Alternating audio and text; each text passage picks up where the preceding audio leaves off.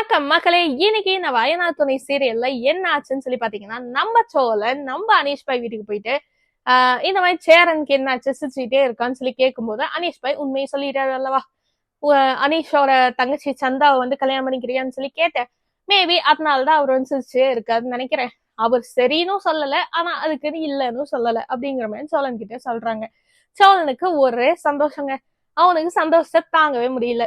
சந்தாவை பார்க்க அனீஷ் பாய பாக்கங்கிற மாதிரி அவன் 2 பேரையும் பசிச்சுக்கிட்டே இருக்கான்.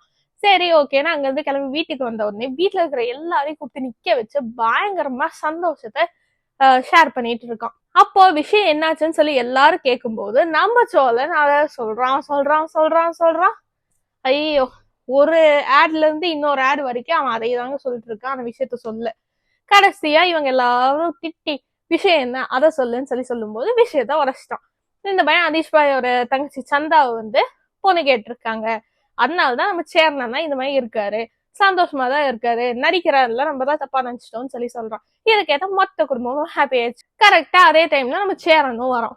சேரன் வந்த உடனே சேர்னை வச்சு கேள்வி கேட்கறாங்க. அப்ப நம்ம சேர்னும் வெக்கப்பட்டு ஓடிட்டான். சரி ஓகே, நம்ம அண்ணனுக்கு ஒரு அண்ணி கிடைச்சிருச்சு அப்படிங்கிற மாதிரி மொத்த குடும்பமும் ஹாப்பியா இருக்காங்க. அதே மாதிரி அடுத்த நாள் நம்ம நீலா ஆபீஸ் போறாங்க, பல்லவன் காலேஜ் போறான். 2 பேர் போகும்போது நம்ம சோழனும் பின்னாடியே போறான். அவன் ஒரு பக்கம் இன்னுமே நிலாவை கடுப்பேத்திட்டே இருக்கான். அந்த பஸ் ஸ்டாப் பொண்ணுன்னு சொல்லிட்டு அந்த பஸ் ஸ்டாப் பொண்ணு இவன் ஆளு மாதிரியே பேசிட்டு அந்த பொண்ணுக்காக தான் நான் வரேங்கிற மாதிரி சோழன் வந்து நிலாவை கொஞ்சம் கடுப்பேத்திட்டே இருக்கான். இதுதான் இன்னைக்கு எபிசோட்ல ஆச்சு.